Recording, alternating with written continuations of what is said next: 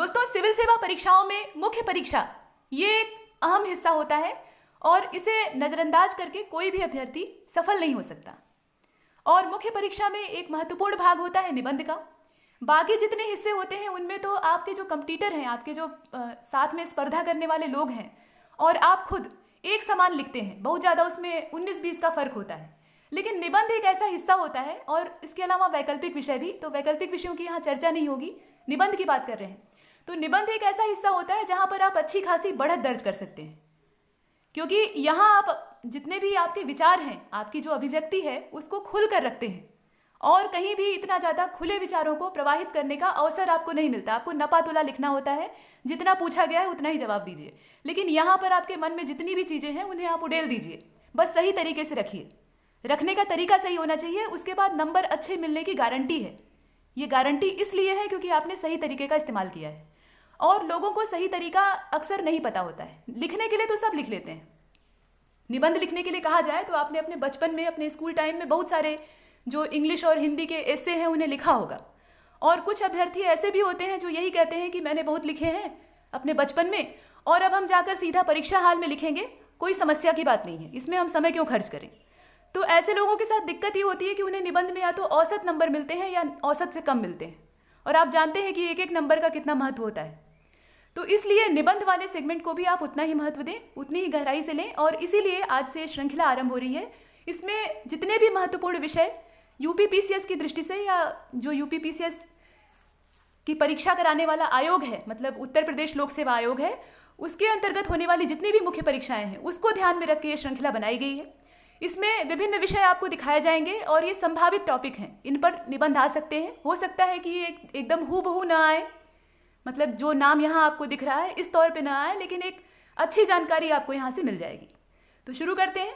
और जो पाठ्यक्रम है उससे आप परिचित हैं, इतनी देर से आप स्क्रीन पर देख रहे हैं। 700 शब्दों का आपको एक निबंध लिखना होता है और ऐसे 700 शब्दों के 3 निबंध आपको यहाँ लिखने पड़ेंगे। मतलब कहने का तात्पर्य ये है कि खंड क से आपको किसी एक मुद्दे का चुनाव करना है। ये टॉपिक नहीं है, ये टॉपिक का एरिया है। मतलब साहित्य और संस्कृति ये खंड है और इसमें से कुछ विषय या कोई विषय आयोग उठाकर दे देगा आपको और उस पर आपको लिखना पड़ेगा। इसी प्रकार से सामाजिक क्षेत्र आप देख रहे हैं, तो सामाजिक क्षेत्र से संबंधित जो विषय हो सकते हैं उस पर एक दिया रहेगा टॉपिक आपको। इसके अलावा राजनीतिक क्षेत्र है इसी प्रकार से। तो यहाँ से 50 अंक आपके बनते हैं और 50 अंक के पूर्णांक में से आपको बढ़िया से बढ़िया स्कोर करना है। 700 शब्दों की जो शब्द सीमा है वो होनी चाहिए। तो ऐसा नहीं कि आप शब्द गिनने लगिए, एक अंदाजा लगा लीजिए कि 700 शब्द कितने हो सकते हैं और उसी के आधार पर लिखिए, थोड़ा बहुत कम अधिक चलता है। इसके बाद खंड ख को देखिए, इसमें भी 50 अंकों की बात है और कुल मिलाकर 150 अंकों का होता है, ये तो आप जानते ही हैं। 700 शब्दों की इसमें भी सीमा है और इसमें जो क्षेत्र है उसमें विज्ञान, पर्यावरण और प्रौद्योगिकी है। इसमें आप करंट अफेयर को भरपूर मात्रा में इस्तेमाल कर सकते हैं। इसके अलावा आर्थिक क्षेत्र है, यहाँ भी आप यूज़ कर सकते हैं। और कृषि, उद्योग और व्यापार वाली स्थिति में भी आप करंट अफेयर का इस्तेमाल कर सकते हैं। जितना ज़्यादा आप प्रमाण प्रस्तुत करेंगे, डाटा देंगे, उतना ही ज़्यादा जो आपका परीक्षक है वो संतुष्ट होगा। इसके बाद जो खंड ग है, इसमें देखिए इसमें टोटल करंट अफेयर ही है। मतलब ऐसी कोई चीज़ नहीं है जो कि समसामयिकी से जुड़ी ना हो। इसमें स्थिर वाला हिस्सा यही है, साहित्य और संस्कृति। ये वाला पार्ट जो है ये स्टेबल रहता है, इसमें ज़्यादा हिलने डुलने की गुंजाइश नहीं होती है। फिलहाल खंड ग जो है इसमें राष्ट्रीय और अंतर्राष्ट्रीय घटनाक्रम आप देख रहे हैं। इसमें आपको करंट अफेयर के जितने मुद्दे हैं, जितने आपने एडिटोरियल पढ़ रखे हैं, संपादकीयों का अध्ययन किया है, वो सब आपको यहाँ काम देने वाला है। इसके अलावा प्राकृतिक आपदाएं, देखिए प्राकृतिक आपदाएं जो होती हैं प्रकृति के द्वारा लाए गए कहर होते हैं और इस पर मानव जाति का कोई वश नहीं होता। इसीलिए हम आपदा प्रबंधन करते हैं, आपदा उन्मूलन नहीं करते, वो संभव नहीं है। हम प्रकृति से लड़ नहीं सकते, सिर्फ अपना बचाव कर सकते हैं, वो भी एक सीमा तक। तो किन चीज़ों से हमें बचाव करना है और हमारा जो मैनेजमेंट है वो कितना मजबूत है, ये सब चीज़ें इसमें आती हैं। तो प्राकृतिक आपदाओं के संदर्भ में अगर देखा जाए तो भूस्खलन है, भूकंप है, बाढ़ है, सूखा है, इस प्रकार की अनेकों प्राकृतिक आपदाएं होती हैं। कुछ ऐसी भी होती हैं जिनका नाम अभी तक हमें नहीं पता है। इसके बाद राष्ट्रीय विकास योजनाएं और परियोजनाएं हैं। तो इसमें तो टोटल आपका जो समसामयिकी है वो आपकी बड़ी मदद करेगा। तो ये चीज़ें हैं, इसीलिए कहा जाता है कि संपादकीय जो अखबारों के हैं उन्हें ध्यान से देखिए, क्योंकि वहाँ से आपको निबंध के अच्छे खासे जो मुद्दे हैं वो प्राप्त हो जाएंगे। तो ये तो आपने सिलेबस देखा और प्रत्येक जो खंड है उस पर 50-50 अंक निर्धारित है और प्रत्येक खंड में से किसी एक विषय का चुनाव आपको करना है, यानी टोटल 3 निबंध आपको लिखने हैं और जो कुल पूर्णांक है वो 150 है। अधिक से अधिक आपको स्कोर करने की यहाँ कोशिश करनी चाहिए, क्योंकि यहाँ आप बढ़त दर्ज कर सकते हैं। तो चलिए देखते हैं कि पहला विषय क्या है। यह है आपका पहला टॉपिक। ये सभी संभावित टॉपिक्स दिए गए हैं। इन पर निबंध ऐसे ही हूबहू आएंगे, इसकी कोई गारंटी नहीं है, लेकिन जो सामग्री आपको यहाँ परोसी जाएगी, प्रस्तुत की जाएगी, वो आपकी काफ़ी ज़्यादा सहायता करने वाली है, इसकी गारंटी ली जा सकती है। तो चलिए देखते हैं, विज्ञान और धर्म। अब प्रश्न ये उठता है कि ये जो मुद्दा आपके सामने है, ये जो टॉपिक आपको लिखने के लिए मिला हुआ है, नीचे आप प्रारूप भी देख रहे हैं, उस पर चर्चा करेंगे। तो यह जो विषय है ये किस खंड का है, ये भी एक बड़ी चुनौती है समझना। तो यहाँ पर समझने की अगर बात कीजिएगा तो साहित्य और संस्कृति वाले खंड से भी, मतलब जो खंड क है उसके पहले हिस्से से भी ये मैच करता है, और उसके अलावा जो खंड ख है उसमें विज्ञान वाला जो पार्ट है उससे भी ये मैच करता है, लेकिन ज़्यादा जो इसका समावेश है वो खंड क से है। ये खंड क का मुद्दा है, जो साहित्य और संस्कृति वाला पार्ट है उसमें। विज्ञान और धर्म ये दोनों विरोधी चीज़ें हैं। विज्ञान जहाँ तथ्यों और जो प्रमाण है उन पर विश्वास करता है, विज्ञान तब तक किसी बात पर भरोसा नहीं करता जब तक कि उसको प्रयोगों के द्वारा सिद्ध न किया जाए। प्रैक्टिकल के द्वारा जब तक प्रूफ न हो वो कभी भी विश्वास नहीं करेगा। जैसे कि उदाहरण के तौर पे ब्रह्मांड की उत्पत्ति का जो सिद्धांत था वो जॉर्ज लेमेंटेयर ने दिया, और बिग बैंग थ्योरी आप पढ़ते हैं तो बिग बैंग थ्योरी की जो परिकल्पना थी उसको देखकर वैज्ञानिक संतुष्ट नहीं थे। आम आदमी तो खुश हो गया कि चलिए एक बड़ा आकार का जो खगोलीय पिंड था वो हमारे ब्रह्मांड में मौजूद था और उसी के अंदर विस्फोट हुआ, तो ये सारी चीज़ें जो हम देख रहे हैं, ग्रह नक्षत्र, ये सब बने। लेकिन वैज्ञानिकों का जो दल था वो ये सोचता था कि क्या वास्तव में ऐसा हुआ होगा, और इसी के चलते उन्होंने एक महामशीन वाला प्रयोग किया और ये सिद्ध किया कि हाँ, आज से करोड़ों साल पहले, अरबों साल पहले ऐसी घटना हुई थी। तो विज्ञान प्रयोगों में विश्वास करता है और प्रयोगों का जो प्रमाण होता है, उनका जो परिणाम होता है, उसमें भरोसा करता है। इसके विपरीत धर्म जो है ये विश्वास का ही दूसरा नाम है, ये भरोसे पर चलता है। धर्म में आस्था होनी चाहिए, और आस्था जो है एक तरह का अंधा विश्वास होता है। हालांकि अंधविश्वास एक नकारात्मक चीज़ है, लेकिन यहाँ जो आस्था होती है वो आपको सब कुछ समर्पित करने के लिए प्रेरित करती है। तो यहाँ धर्म और विज्ञान में किस प्रकार से तालमेल हो सकता है, दोनों विरोधी विषय हैं।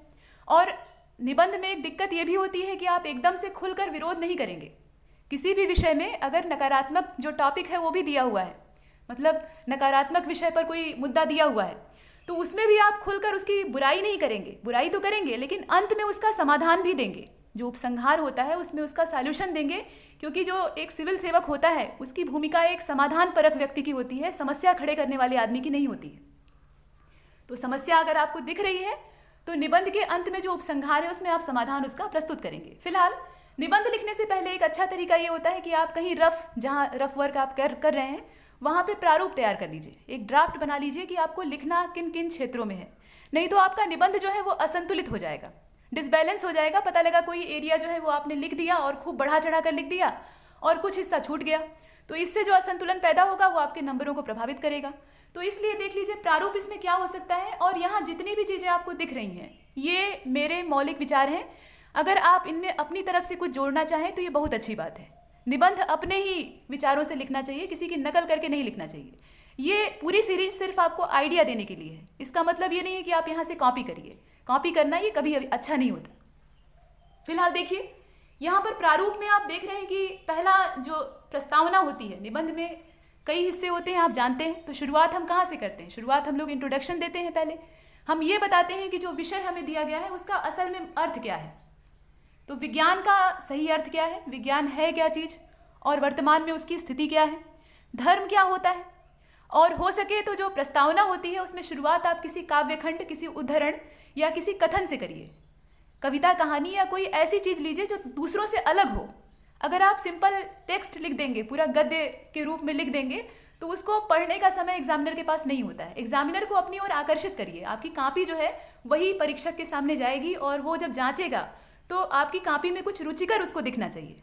और वो रुचिकर आप इसी तरह से बना सकते हैं कि प्रस्तावना जो है वहाँ पे आप कुछ काव्य या कुछ इस प्रकार की चीज़ें डालिए जिससे कि वो आकर्षित हो। इसके बाद जो बीच का हिस्सा है, जो मुख्य बॉडी कही जाती है, मेन बॉडी कही जाती है, उसमें आप जितने भी तथ्य हैं, जितनी भी प्रामाणिक जानकारियाँ हैं, जितने भी आपके खुले विचार हैं, उनको पैराग्राफ वाइज लिखिए। और बहुत बड़े बड़े पैराग्राफों का इस्तेमाल न करिए। बहुत बड़े जो पैराग्राफ होते हैं वो पढ़ने में असुविधाजनक होते हैं और एग्जामिनर उनको स्किप कर देता है, छोड़ देता है। तो छोटे पैराग्राफ बनाइए, ये नहीं कि 2-2 लाइन के बनाइए, लेकिन एक औसत। उसके बाद जो उपसंहार आप करते हैं वहाँ भी कुछ इसी प्रकार का आकर्षण ले आइए, ताकि शुरुआत और अंत आपका काफ़ी रोचक हो। शुरुआत अगर आपने बढ़िया कर दी और अंत में फिनिशिंग बढ़िया कर दी। तो बीच में अगर आपने थोड़ा कमी भी रखी है तो चलेगा, आप जीत गए। तो चलिए देखते हैं प्रारूप में जो प्रस्तावना है वो वहीं से शुरू होगी, मतलब विज्ञान और धर्म से इसका आरंभ होगा। तो दोनों में हमें संबंध पहले दर्शाना है। देखिए हैं तो दोनों विरोधी चीज़ें, दोनों का कहीं दूर दूर तक संबंध नहीं है, लेकिन यहाँ पर हमें दोनों चीज़ें दिखानी होगी, यानी दोनों पक्षों का जो प्रदर्शन है वो करना होगा। तो पहले हमें ये दिखाना है कि दोनों संबंधित हैं। इसके बाद हमें ये दिखाना है कि जो महान वैज्ञानिक थे, मतलब आइंस्टीन को आप ले सकते हैं या इस प्रकार के और भी वैज्ञानिक हैं, उनका आप उदाहरण ले सकते हैं, कुछ भारतीय भी हैं, तो इन्होंने भी स्वीकार किया कि हाँ धर्म जो है ये विज्ञान के लिए आवश्यक है और धर्म के लिए विज्ञान भी आवश्यक है। इसके बाद धर्म और विज्ञान दोनों का जो स्वरूप है वो कल्याणकारी है, ये एक सार्थक बात है। दोनों ही भला चाहते हैं, दोनों ही मानव जाति की भलाई चाहते हैं, दोनों के तरीके अलग अलग हैं। इसके बाद दोनों सामाजिक उन्नति के प्रेरक हैं, वही बात है, मतलब ये कल्याणकारी है तो सामाजिक उन्नति तो करेंगे ही। इसके अलावा धर्म में विज्ञान का महत्व क्या हो सकता है, मतलब धार्मिक क्षेत्र जो है उसमें विज्ञान को आप किस प्रकार से घुसाइएगा, ये आपको तर्क देना पड़ेगा। उसके बाद अगर इनका समन्वय आपस में अच्छे से हो गया तो इससे मानव जाति को क्या लाभ पहुंच सकते हैं, ये आप यहाँ पर सुझाव देंगे। और अंत में जब आप उपसंहार कीजिएगा तो यहाँ पर दोनों को जोड़कर दिखाइएगा कि दोनों एक प्रकार से संबंधित हैं एक दूसरे से और दोनों एक दूसरे के बिना नहीं चल सकते। तो ये आपका प्रारूप है और प्रारूप आपको रफ कॉपी में तैयार करना होगा, मतलब रफ एरिया जो है वहाँ करना होगा। जहाँ आप निबंध लिख रहे हैं वहाँ प्रारूप नहीं लिखेंगे, ये वाला हिस्सा निबंध में नहीं लिखना है, ये आपको आइडिया देने के लिए है। तो चलिए शुरू करते हैं। देखिए इसमें विज्ञान और धर्म में क्या लिखा जा सकता है। विज्ञान और धर्म को लेकर आमतौर पर यह धारणा जनमानस में देखने के लिए मिलती है कि यह दोनों परस्पर अंतर विरोधी शब्द हैं, और वास्तव में हैं, ये दोनों विरोधी हैं। धर्म जहाँ कई सुनी बातों और पुराणों में विश्वास कर लेता है, भगवान पर अपना सब कुछ छोड़कर निश्चिंत हो जाते हैं लोग, वहीं विज्ञान जो है वो एकदम जड़ तक जाने का प्रयास करता है और तब तक किसी बात पर भरोसा नहीं करता जब तक कि वह सिद्ध न हो जाए। तो इसीलिए उसने ईश्वर के अस्तित्व पर भी उंगली उठा रखी। तो यहाँ अंतर विरोध तो है और जनमानस में ये विचार भी है। तो ये चीज़ें हैं, और इसी प्रकार से लोगों का ये भी मानना है कि इनमें तालमेल संभव नहीं है। तो देखिए लोग मानते हों कि तालमेल संभव हो या ना हो, लेकिन जो एक सिविल सेवा परीक्षा का अभ्यर्थी है उसको ये विश्वास करना होगा कि हाँ भाई तालमेल होता है। और यह धारणा, यहाँ पे धारण लिखा हुआ है, ये धारणा होगा, ठीक है। तो यह धारणा जो है ये सतही सोच वाले जो लोग हैं उनके लिए हो सकती है, मतलब जो बहुत ऊपर ऊपर सोचते हैं, गहराई से विचार नहीं करते, वो ऐसा मान सकते हैं कि हाँ विज्ञान और धर्म जो है दोनों दो चीज़ें हैं, दोनों नदी के दो छोर हैं, कभी मिल नहीं सकते। इसके बाद अगर गहन चिंतन किया जाए, मतलब गहराई से सोचा जाए, बुद्धिमान मनुष्य है और मनुष्य बुद्धिमान होता ही है, 19-20 सबके पास बुद्धि होती है। तो अगर गहरा विचार करें तो हमें पता लगेगा कि दोनों में गहरा संबंध भी है और दोनों एक दूसरे के पूरक भी हैं, ये बात सही है। इसके बाद आप पैराग्राफ बदल दीजिएगा। देखिए बहुत बड़े पैराग्राफ मत लिखिए, अब जैसे ये है ना, तो इतना बड़ा आपने लिखा, सही है, बहुत बड़ा लिखेंगे तो एग्जामिनर देख के ही डर जाएगा। इसके बाद देखिए धर्म वैज्ञानिक खोजों के लिए प्रेरणा का काम करता है। धर्म जो है वो रहस्य पैदा करता है, धर्म में बहुत रहस्यवाद है, रहस्यमयी चीज़ों के बारे में ब्यौरा दिया गया है, जैसे कि ईश्वर का अस्तित्व और ऐसी न जाने कितनी चीज़ें हैं। तो वैज्ञानिक जब ये सुनते हैं कि ऐसी रहस्यमयी बात यहाँ पर उपस्थित हुई है तो वो उसका समाधान, उसके कारण को खोजने की कोशिश करते हैं, और इसी के चलते यहाँ पर जो वैज्ञानिक खोजें हैं वो प्रेरित होती हैं और होती हैं, नए नए अनुसंधान सामने आते हैं। और धर्म के रहस्यवादी दृष्टिकोण को विज्ञान निरंतर यहाँ आप देख लीजिए, धर्म का जो रहस्यवादी दृष्टिकोण है उसको अगर देखा जाए तो विज्ञान उसी से प्रेरणा पाता है, वो निरंतर खोज करने के लिए प्रेरित होता है। मतलब वैज्ञानिक अगर एक बार सुन ले रहे हैं कि ब्रह्मांड का अस्तित्व है, ब्रह्मांड है कोई चीज़ और ब्रह्मा जी ने सब कुछ बनाया है, ऐसा धर्म में कहा गया, हिंदू धर्म में कहा गया, या ईश्वर ने सब कुछ बनाया है, तो उनके दिमाग में आता है कि ये बना कैसे होगा। और जब ये दिमाग में आया तो उन्होंने रिसर्च किया, उस पर शोध किया, और उसके बाद नई नई परिकल्पनाएं और इसके अलावा नए नए जो प्रयोग हैं, परिणाम हैं, वो सामने आते हैं। तो ये चीज़ें हैं, और यह तथ्य अनेक महान वैज्ञानिकों के द्वारा भी स्वीकार किया गया है, मतलब जो बड़े बड़े वैज्ञानिक हैं वो भी इस पर मुहर लगाते हैं, ये बात है। तो इस प्रकार से आप अपनी जो विचारधाराएं हैं उनको रखेंगे। इसके बाद इसमें ये कहा गया है कि जो पश्चिमी देश हैं, मतलब जो वेस्टर्न कंट्रीज़ हैं, यूरोपीय देश हैं या अमेरिकी क्षेत्र है, वहाँ पर भौतिकता की भरमार है, मतलब जो भौतिक संसाधन है उनमें ज़्यादा लोग रुचि लेते हैं। जबकि भारत में अगर देखा जाए, वर्तमान परिवेश की बात नहीं की जा रही है, वर्तमान परिवेश में तो बहुत ज़्यादा परिवर्तन आ गया है, हम लोग पश्चिमी नकल ज़्यादा कर रहे हैं और अपनी संस्कृति को भूले जा रहे हैं। तो अगर भारत की बात की जाए तो यहाँ आध्यात्मिकता का बड़ा अस्तित्व है और उसी में लोग जीते हैं। तो भौतिकता और आध्यात्मिकता ये दोनों विरोधी हैं, ठीक वैसे ही जैसे विज्ञान और धर्म। भौतिकता जहाँ विज्ञान का पक्ष लेती है, वहीं जो आध्यात्मिकता है वो धर्म की ओर झुकी हुई होती है, या ये समझ लीजिए कि धर्म की परिभाषा ही है।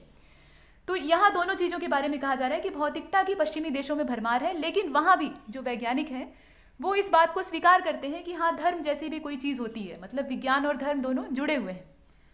और उन्होंने खुद कहा था, मतलब यहाँ अल्बर्ट आइंस्टीन का जो प्रसंग है वो लिया जा रहा है, इन्हें देख लीजिए। इन्होंने कहा कि इनकी वैज्ञानिक खोजों के पीछे जो सबसे बड़ी प्रेरक शक्ति है वो ब्रह्मांडीय धार्मिक अनुभव है। मतलब इन्होंने माना कि जो ईश्वरीय परम सत्ता है उसने ब्रह्मांड का सृजन किया है। अब कैसे हुआ, उसमें ऊर्जा और द्रव्यमान का जो कॉन्सेप्ट है वो उन्होंने घुसाया, और उसके बाद अपना सापेक्षता का सिद्धांत दिया, या इस प्रकार के अनेकों सिद्धांत दिए। तो आइंस्टीन भी इस बात में भरोसा करते थे, और आइंस्टीन एक महान वैज्ञानिक है, ये परिचय के मोहताज नहीं है। तो इतना हमने देखा। अब यहाँ तक हमने जो एग्जामिनर है या परीक्षक है उसके दिमाग में ये धारणा बना दी है कि हम दोनों को लिंक कर रहे हैं, दोनों को जोड़ रहे हैं, और इसके बाद वो रुचि लेने लगेगा, इसमें इंटरेस्ट लेगा और पढ़ना चाहेगा आगे कि आपने और क्या लिख रखा है। तो आइए देखते हैं। वस्तुतः जो लोग विज्ञान और धर्म के विपरीत अर्थों को लेकर इनके संबंधों को नकारते हैं वे धर्म को लेकर भ्रांतियों के शिकार हैं। वो धर्म की ही परिभाषा नहीं जानते सही से, तो इसीलिए वो कहते हैं कि नहीं भाई, इसमें कोई संबंध हो ही नहीं सकता। कहने का मतलब ये है कि धर्म की भी आपको सही परिभाषा पता होनी चाहिए। अब देखिए, वो ये सोचते हैं, ऐसे लोग जो कि विज्ञान और धर्म में संबंध की संभावना को ही मानने से इनकार कर देते हैं, वो ये मानते हैं कि अंधविश्वास ही धर्म है, यानी अंधा विश्वास अगर कोई कर रहा है तो वो धर्म है, जबकि ऐसा नहीं है। ये सबसे बड़ी बेवकूफ़ी है। जबकि धर्म का विस्तार उनकी सोच से कहीं ज़्यादा होता है, उनका दिमाग जो है बहुत सीमित होता है, और इसीलिए कहा गया है कि धार्यातीति धर्म। इसका मतलब क्या है? ये संस्कृत का एक यहाँ पे कथन लिया गया है, और इस प्रकार के कथन अगर आप इस्तेमाल करते हैं तो उसको या तो अंडरलाइन कर दीजिएगा या काले पेन का इस्तेमाल करिएगा, मतलब रंग बदल दीजिएगा, और काले और नीले जो पेन है उनके अलावा कोई और रंग या कोई जो मार्कर हाइलाइटर है उसका इस्तेमाल नहीं करना है। और जो हाशिया वाला हिस्सा होता है, जो मार्जिन दोनों तरफ बनी होती है, उसमें कुछ नहीं लिखना है। जो बीच का हिस्सा है उसी में आपको लिखना होता है, ये ध्यान दीजिएगा। और पंक्तियों को जितना हो सके उतना सीधा लिखने का प्रयास कीजिए, आड़ा तिरछा नहीं। फिलहाल देखिए, तो यहाँ पर इस जो कथन है इसका क्या अर्थ हो सकता है। देखिए, जो समाज या व्यक्ति को, मतलब समाज का और व्यक्ति का धारण करे वही धर्म है। तो धर्म सबको धारण करता है, धर्म पूरे समाज को धारण करता है, और यही इसकी वास्तविक परिभाषा है। तो ये अंधविश्वास कहीं से भी नहीं है। भारतीय जीवन दर्शन की अगर बात की जाए तो धर्म का स्थान सर्वोच्च है। दर्शन जो है वो धर्म की बदौलत चलता ही है, और पहले के जितने दार्शनिक होते थे वो असल में वैज्ञानिक ही होते थे। तो वास्तव में धर्म किसी भी वस्तु का वह मूल तत्व है जिसके आधार पर उस वस्तु की यथार्थता को, उसकी वास्तविकता को समझा जा सकता है। और धर्म को बड़े सटीक और सहज ढंग से जो सर जेम्स फ्रेजर हैं उन्होंने परिभाषित किया है। वो कहते हैं कि धर्म मनुष्य से श्रेष्ठ उन शक्तियों की संतुष्टि या आराधना को समझा जा सकता है, मतलब ये मानते हैं ऐसा, जिनके संबंध में ये विश्वास किया जाता है कि वो प्रकृति तथा मानव जीवन को मार्ग दिखाती हैं। मतलब जब आप पथभ्रष्ट हो जाते हैं या आपको दुविधा की स्थिति मालूम होती है, आप किसी धर्म संकट में पड़ जाते हैं, आपको ये नहीं समझ में आता कि अब क्या करना चाहिए, तो उस समय जो धार्मिक ग्रंथ हैं या धर्म की जो अवधारणाएं हैं वो आपको रास्ता दिखाने का काम करती है, एक टॉर्च की तरह। ये चीज़ें। और इसके बाद देख लीजिए, अतः धर्म का जो स्वरूप है वो कल्याणकारी है। आपको सही रास्ता दिखा रहा है तो कल्याणकारी तो होगा ही, और कल्याण का एक माध्यम विज्ञान भी है। मतलब कल्याण करना, यही तो विज्ञान का उद्देश्य है। जो अच्छी अच्छी चीज़ें हैं उनका आविष्कार करना, मानव जीवन को सुलभ बनाना, और जितनी उनकी कठिनाइयाँ हैं, मतलब उनके सामने समस्याएं हैं, उसको दूर करके एक जो अच्छी ज़िंदगी है वो उन्हें देना, तो ये कल्याण ही होता है। तो विज्ञान ये काम करता है, और धर्म भी दूसरे तरीके से यही काम करता है। तो ये चीज़ें आपने यहाँ तक दिखाई, और यहाँ पर आपने एक जो विद्वान है उनका कथन ले लिया है, तो ये बहुत अच्छी बात है। आप चाहें तो इसको अंडरलाइन कर सकते हैं, यहाँ पे नीचे आप दूसरे रंग से अंडरलाइन कर दीजिएगा, इससे ध्यान आकृष्ट इधर होता है। इसके बाद देख लीजिए, यह कहना गलत होगा कि धर्म किसी भी प्रकार की जड़वत परंपरा का अंग है। जड़वत का मतलब ये होता है कि एक बार बना दी गई, अब वो हिलने का नाम नहीं ले रही, उसमें कोई परिवर्तन संभव नहीं है, वो एकदम वहीं स्थिर हो गया है। तो ऐसा नहीं है। धर्म में समय के साथ साथ बहुत सारे बदलाव होते हैं, और लचीलापन ही धर्म की पहचान है। और इसके बाद अगर आप देखना चाहें तो बल्कि यह तो अति मानवीय या अलौकिक शक्ति पर विश्वास, जन कल्याण के भाव से युक्त भावना है।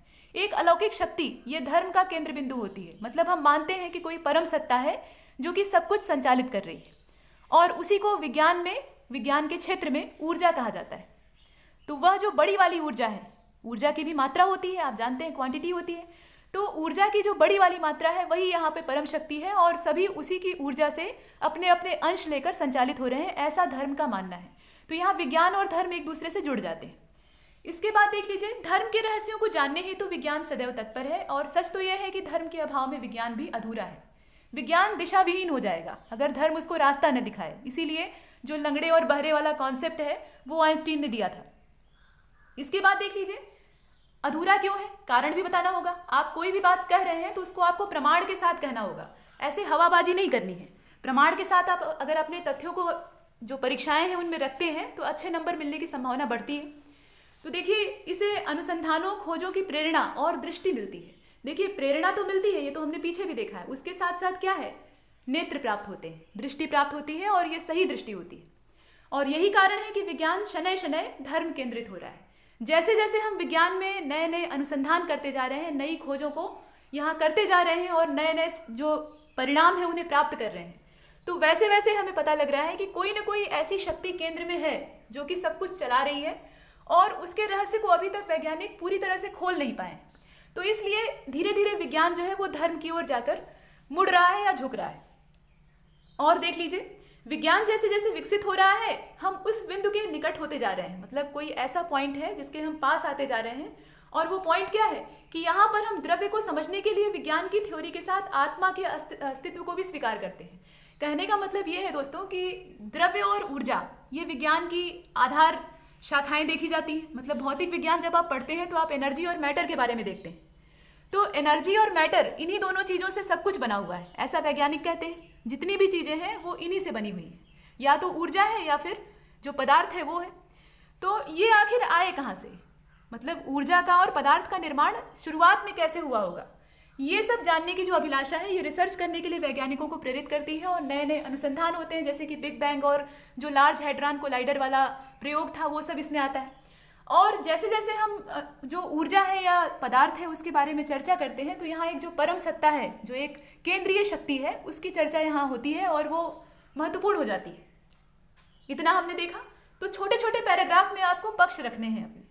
इसके बाद जो इसका अगला हिस्सा है उसमें वेदों का संदर्भ लिया गया है। वेद जो है ये सबसे प्राचीनतम धार्मिक ग्रंथ के तौर पे देखे जाते हैं। तो वेदों में जो नवीनतम और विविधतापूर्ण विषय हैं उनका अद्भुत संकलन है। मतलब कहने का तात्पर्य यह है कि जिन विषयों को आज हम जान रहे हैं या अभी उनमें से भी पूरी जानकारी हमें नहीं मिली है वो यहाँ पर संकलित है। और संकलित कहाँ पर है, अथर्ववेद। वेदों की संख्या कितनी है, 4 है, आप जानते हैं। तो ऋग्वेद, यजुर्वेद, सामवेद और अथर्ववेद।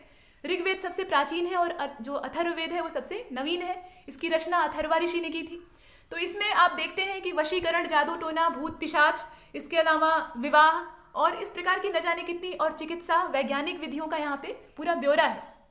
जितनी आधुनिक चीज़ें हम वर्तमान समाज में देखते हैं या अपने जीवन में देखते हैं वो सब इसमें शामिल हैं। तो इतने समय पहले ही ये सब चीज़ें बता दी गई थी, प्रयोगों द्वारा सिद्ध भले ही ना हो लेकिन बता दिया गया था। तो इसका मतलब यह है कि धर्म उन चीज़ों को पहले से ही जान गया था जिन्हें विज्ञान अब जानने का प्रयास कर रहा है। बस दिक्कत यही थी कि धर्म ने उसे सिद्ध नहीं किया। तो ये चीज़ें हैं जहाँ पर विज्ञान की व्यापक सामग्री उपलब्ध है। मतलब अथर्ववेद एक ऐसा हिस्सा है। वस्तुतः वैदिक काल में धर्म की तरह जो विज्ञान था उसका भी स्वरूप लोक कल्याणकारी था। विज्ञान को लोग दर्शन कहते थे और दर्शन को लोग कल्याणकारी मानते थे। दर्शनों के बारे में आपने जो इतिहास वाला हिस्सा है जीएस में उसे पढ़ रखा होगा। और मानव समाज की रक्षा के लिए ऋषि मुनि जो है वो विज्ञान से जुड़े आविष्कार भी करते थे। नए नए आविष्कार होते थे और जो ऋषि मुनि है वो आविष्कार करके अपने फायदे के लिए इस्तेमाल नहीं करते थे। उनका इसको इजाद करने का उद्देश्य क्या था, लोक कल्याण। तो यहाँ लोक कल्याण की भावना धर्म और विज्ञान दोनों में देखी जा रही है। जैसे कि अब यहाँ ऋषि भारद्वाज का प्रसंग लिया गया है। आप कोई बात कहिए तो उसका उदाहरण दीजिए। तो यहाँ उदाहरण दिया गया है कि अंशुमाली नाम का जो सौर विमान है, सौर विमान का मतलब समझ रहे हैं, ये सौर ऊर्जा से चार्ज होता था। तो इस तरह का विमान इन्होंने पहले ही विकसित कर लिया था। या आप रामायण में देखिएगा जो पुष्पक विमान था, पुष्पक विमान अपने आकार को घटा बढ़ा सकता था। मतलब देखने में छोटा लगे और जितने लोग उसमें बैठते जाएं उसका जो आकार है वो उतना ही बढ़ता जाता था और वो उड़ सकता था। पहले के समय में उड़ने वाले विमान हुआ करते थे, जो कि आजकल हवाई जहाज और तरह तरह के जो वायुयान हैं उन्हें हम देखते हैं फिलहाल। और ये हजारों साल पहले विकसित किया गया था और आज के समय में हम सौर विमान को उतने व्यापक तरीके से इस्तेमाल नहीं कर पा रहे हैं। सौर ऊर्जा का जो प्रयोग है ये इस समय दिखाई देता है। इसके बाद देख लीजिए, यहाँ तक तो हमने कुछ प्रमाण प्रस्तुत किए कि जो प्राचीन साक्ष्य हैं उसमें विज्ञान और धर्म एक जैसे थे। इसके बाद ये कहा गया, यहाँ पैराग्राफ बदल दिया गया कि प्राचीन काल से ही भारतीय समाज धर्म परायण था और पाश्चात्य सभ्यता की तरह हम भोग विलास के आसक्त नहीं थे। जैसे कि आज के समय में जितने सुख सुविधा के संसाधन हैं उनको हम अपने चारों ओर इतना बुरी तरह से लपेट चुके हैं कि उनसे बाहर निकलना मुश्किल हो जाता है। एक दिन बिजली कट जाएगी तो लोग एकदम पागल हो जाएंगे, या एक दिन मोबाइल छीन लिया जाए तो बिल्कुल उन्हें मतलब नींद नहीं आएगी, एकदम डिप्रेशन में चले जाएंगे।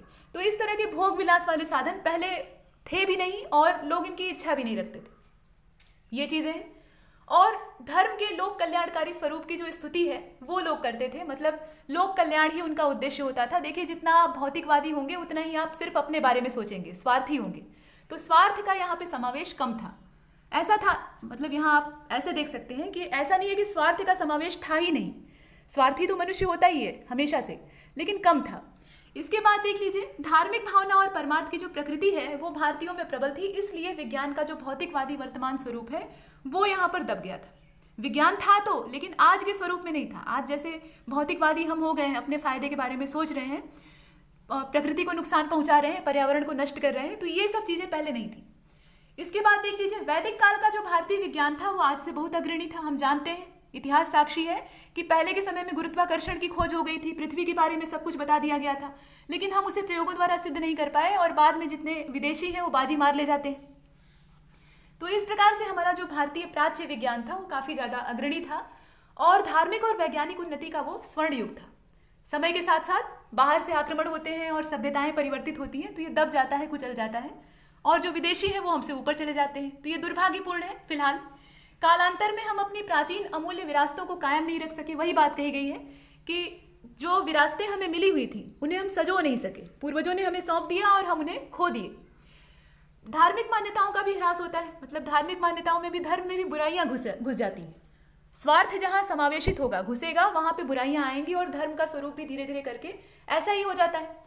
विज्ञान सहित सभी उत्कर्ष के जो पायदान है वो ध्वस्त हो जाते हैं, मतलब उन्नति के बारे में लोग नहीं सोचते हैं। फिर समय जैसे जैसे बीतता है, प्राचीन काल से आप मध्यकालीन स्थिति को देखिएगा तो उसमें धार्मिक पतन होता है। और प्राचीन काल में ही, मतलब जो प्राचीन भारत का इतिहास है उसमें भी आप देखते हैं तो उसमें भी बाद में जो धर्म है वो अनेक पाखंडों और जो अंधविश्वास है उनसे भर जाता है और लोग उससे ऊबने लगते हैं। तो इस तरह की चीज़ें सामने दिखाई देती हैं। मानव कल्याण की भावना यहाँ लुप्त हो जाती है और धर्म से जब परमार्थ हट जाए तो वो किसी काम का नहीं है, ये पक्की बात है। और इसीलिए जब परमार्थ धर्म से निकाल दीजिएगा तो वो सिर्फ क्या होगा, पाखंड या आडंबर बन जाएगा, सिर्फ दिखावा है और लोगों को कष्ट देने का एक साधन है। लोगों की असंतुष्टि होगी तो वो दूसरा रास्ता खोजेंगे, धर्म में उनकी आस्था ही घट जाएगी, या कोई बुद्ध या महावीर जैसे लोग पैदा हो जाएंगे। तो इस प्रकार की चीज़ें। और उसके बाद देख लीजिए, रूढ़िवादी, अव्यवहारिक और परंपरा, जितनी भी इस तरह की परंपराएं थी उससे ऊब कर लोग मार्ग ढूंढने लगते हैं, और मार्ग अच्छे भी हो सकते हैं, बुरे भी हो सकते हैं, लेकिन वास्तविकता जो है वो कुछ अलग है। यहाँ ये कहा गया, आप देखिए उपसंहार जो है वो आपके सामने है, अंत किया गया यहाँ पे कि वास्तविकता इसे स्वीकार नहीं करती। मतलब धर्म आडंबर है, इसको वास्तविकता स्वीकार नहीं करती है। उपनिषद की जो विषय वास्तु है वह विज्ञान के श्रेष्ठ स्वरूप पर स्वीकृति की मुहर लगाती है, जो कि धर्म से किसी भी स्वरूप में भिन्न नहीं है। यहाँ पर जो श्लोक दिया गया है ये उपनिषद की विषय वास्तु से लिया गया है, और यहाँ पर यह दर्शाया गया है कि धर्म किस प्रकार से विज्ञान से संबंधित है, और संबंध को आप यहाँ पर देख सकते हैं। यहाँ पहले श्लोक है और नीचे उसका अर्थ है, तो देख लीजिए। विज्ञानम यज्ञम तनुते कर्माणि तनुते अपच विज्ञानम देवा सर्वे ब्रह्मम ज्येष्ठ मुपास्ते विज्ञानम ब्रह्म चेद्वेत तस्म चिन्ह प्रमाद्यति शरीरे पाप मनो हित्वा सर्व कामनास श्रुतिति। ये पूरा एक श्लोक है और ये उपनिषद से संग्रहित है। नीचे इसका अर्थ दिया हुआ है, अर्थ आप देखेंगे तो समझ में आ जाएगा, और यहीं आपका जो निबंध है वो समाप्त भी हो जाएगा कि यज्ञों और कर्मों की वृद्धि करने वाला जो विषय है वही विज्ञान है।